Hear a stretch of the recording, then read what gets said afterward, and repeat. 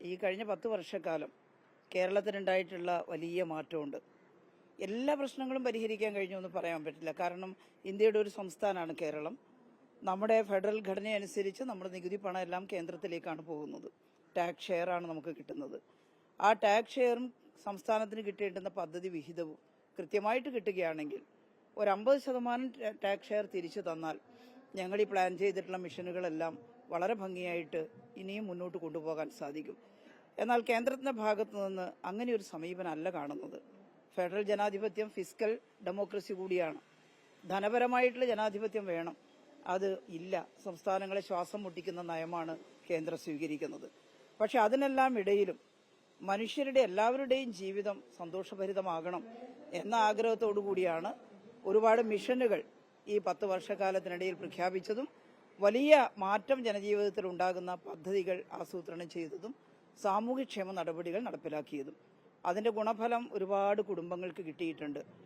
അപ്പോൾ അത് തുടരുന്നതിനും അതോടൊപ്പം തന്നെ കേരളത്തിന്റെ സുസ്ഥിര വികസനത്തിന്, കേരളത്തിന്റെ വൻകിട വികസനത്തിന്, ടെക്നോളജിക്കൽ ആയിട്ട് വലിയ ആധുനിക കേരളമായി കേരളത്തിലെ മാറ്റുന്നതിന് വേണ്ടി നടത്തിയ വലിയ പ്രവർത്തനങ്ങളുമുണ്ട്. വിഴിഞ്ഞ പോർട്ട് യാഥാർത്ഥ്യമാക്കിയതടക്കം അതിന്റെ എല്ലാം ഭാഗമായിട്ടാണ്. അപ്പോൾ ഈ കേരളത്തിന്റെ ഈ പ്രകടമായ മാറ്റം താരതമ്യം ചെയ്താൽ മറ്റ് ഇന്ത്യൻ സംസ്ഥാനങ്ങളെക്കാൾ മനുഷ്യ വികസന ശേഷിയിൽ മുന്നോട്ട് വന്നിട്ടുള്ള ഈ മാറ്റം ജനങ്ങൾ ഉൾക്കൊള്ളും.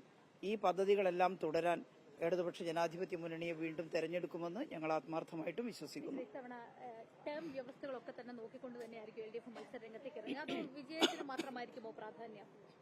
നമ്മൾ ഇലക്ഷൻ സംബന്ധിച്ചിട്ടുള്ള അത്തരം കാര്യങ്ങൾ വിശദമായി ചർച്ച ചെയ്ത് കഴിഞ്ഞിട്ടില്ല. ഇപ്പം LDFന്റെ, അതുപോലെ ഞാനിപ്പോൾ LDFിൽപ്പെട്ട CPMന്റെ പ്രവർത്തകയാണ്. ഞങ്ങളുടെ കമ്മിറ്റി ഇപ്പോൾ ഇലക്ഷന് വേണ്ടിയുള്ള കമ്മിറ്റികളും കാര്യങ്ങളും ഒക്കെ തയ്യാറാക്കി ഒരുങ്ങുന്നതേ ഉള്ളൂ. സ്ഥാനാർത്ഥി നിർണയവും അതുപോലെ ഇലക്ഷന് വിജയിക്കാൻ ആവശ്യമായിട്ടുള്ള അത്തരം കാര്യങ്ങളുമെല്ലാം വീണ്ടും ചർച്ച ചെയ്യേണ്ടതായിട്ടാണുള്ളത്. ഇപ്പോൾ അങ്ങനെ ടേം വ്യവസ്ഥയോ അല്ലെങ്കിൽ സ്ഥാനാർത്ഥികളെ കുറിച്ചോ ഒന്നും ഞങ്ങൾ ചർച്ച ചെയ്തിട്ടില്ല. അതധികം വൈകാതെ ഉണ്ടാകും. എന്തായാലും ഇലക്ഷന്റെ തൊട്ട് മുമ്പ് നോമിനേഷൻ കൊടുക്കണമല്ലോ കൃത്യസമയത്തിന്. അതിനൊക്കെ മുമ്പ് അത്തരം കാര്യങ്ങളെല്ലാം ഇടതുപക്ഷ ജനാധിപത്യ മുന്നണി തീരുമാനിക്കും.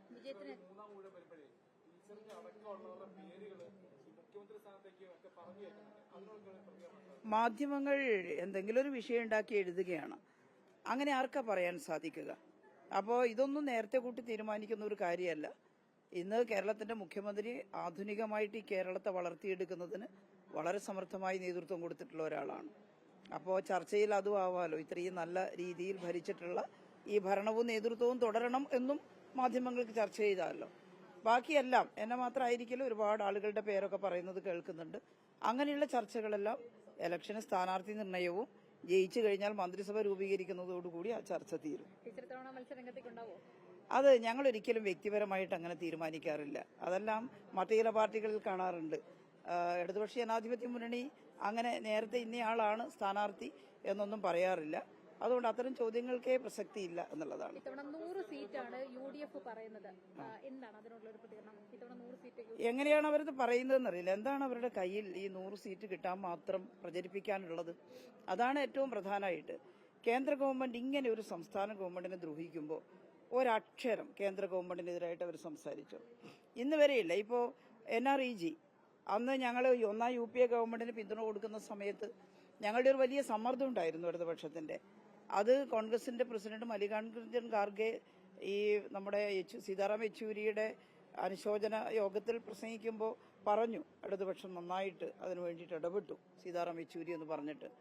ഞങ്ങൾ അത് പറഞ്ഞ് മേനി നടിക്കാനല്ല, പക്ഷേ ഞങ്ങളൊരു ഇടതുപക്ഷ പാർട്ടി എന്നുള്ള നിലയിൽ ഇന്ത്യയിൽ ഒരു കുടുംബത്തിൽ ഒരാൾക്ക് തൊഴിൽ കൊടുക്കാൻ കഴിയുന്നില്ലെങ്കിൽ അതിനാവശ്യമായിട്ട് ചെറിയ വേതനം, അങ്ങനെ മാത്രമേ പട്ടിണി മാറ്റാൻ കഴിയൂ എന്ന് പറഞ്ഞിട്ടുള്ളവരാണ്. അത് അംഗീകരിച്ചു. പക്ഷേ അത് ഒരിക്കലും തൃപ്തികരമായി മുന്നോട്ട് കൊണ്ടുപോകാൻ കോൺഗ്രസും തയ്യാറായില്ല. ഇപ്പൊ BJP ഗവൺമെന്റ് വന്നപ്പോൾ അതിന്റെ കഥ കഴിക്കുകയാണ്. VBG റാംജി എന്ന് പറഞ്ഞിട്ട് കൊണ്ടുവരിക NREGയെ.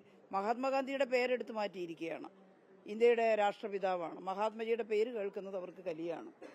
അത് ഒരു വർഗീയ അജണ്ടയുടെ ഭാഗമായിട്ട് ഉള്ള ഒരു സമീപനമായിട്ടാണ് നമ്മൾ കരുതുന്നത്. മാത്രമല്ല, ഇനി NREG പദ്ധതിയിൽ 60-40 അനുവാദമാക്കിയാൽ പെട്ടെന്ന് കേൾക്കുമ്പോൾ തോന്നും എന്താ സംസ്ഥാന ഗവൺമെന്റിന് കൊടുത്തൂടെ എന്ന്. ഈ 30% ടാക്സ് ഷെയർ കിട്ടുന്നതിൽ നിന്നാണോ? സ്റ്റേറ്റ് കേന്ദ്ര ആവിഷ്കൃത പദ്ധതി എന്ന് പറഞ്ഞിട്ട് സ്റ്റേറ്റിനെ കൊണ്ട് വലിയ തുക മുടക്കിച്ചിട്ട് ചെയ്യിക്കുമ്പോൾ സ്റ്റേറ്റ് അനുഭവിക്കുന്ന ഈ പ്രയാസത്തിനിടയിൽ എങ്ങനെയാണ് ഈ പദ്ധതി മുന്നോട്ട് കൊണ്ടുപോവുക?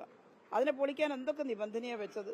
പുതിയ തരത്തിലുള്ള മസ്റ്ററിങ്ങും അതുപോലെ തന്നെ പുതിയ തരത്തിൽ ഫോട്ടോ എടുത്ത് അപ്ലോഡ് ചെയ്യുക, ഇതെല്ലാം അശാസ്ത്രീയമായിട്ടുള്ള കാര്യമാണ് തൊഴിലുറപ്പ് പദ്ധതിയിൽ. അപ്പോൾ അതിനെ പൊളിക്കുക എന്നുള്ളതാണ് കേന്ദ്ര ഗവൺമെന്റിന്റെ സമീപനം. എന്നിട്ട് UDF-കാർ അതിനെതിരെ എന്തെങ്കിലും ചെയ്യുന്നുണ്ടോ? അവർക്കൊറ്റ ലക്ഷ്യമേ ഉള്ളൂ UDF-ന്, കേരളത്തിലെ ഇടതുപക്ഷ ജനാധിപത്യ മുന്നണി ഗവൺമെന്റിനെ ഇല്ലാതാക്കുക. 10 വർഷമായിട്ട് അധികാരത്തിന് വെളിയിലിരുന്നതുകൊണ്ട് അവർക്ക് ആകെ ഒരു അസ്ക്യതയുണ്ട്. അതുകൊണ്ട് ഇത്തവണ അധികാരത്തിൽ വരിക, അധികാരത്തിൽ വന്നിട്ട് എന്ത് ചെയ്യും എന്നുള്ളതാണ്.